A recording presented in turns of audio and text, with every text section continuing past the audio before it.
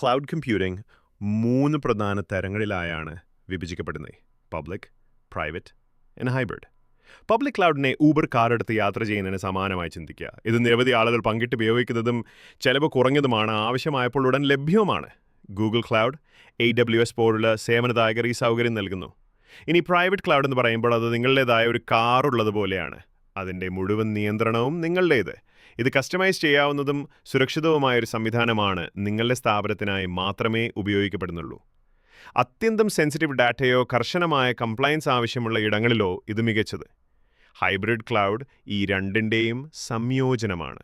നിങ്ങൾ ദിവസേന നിങ്ങളുടെ കാർ ഓടിക്കുന്നത് പോലെയും ബുദ്ധിമുട്ട് സമയത്തോ ട്രാഫിക്കിലോ ഊബർ ബുക്ക് ചെയ്യുന്ന പോലെയും ഇത് നിങ്ങൾക്ക് ആഴത്തിലുള്ള നിയന്ത്രണം, സൗകര്യപ്രദമായ ഉപയോഗം, scalability, all in one package എല്ലാം ഒരുമിച്ചുള്ള ഒരു സമാധാനപരമായ പരിഹാരമാണ്.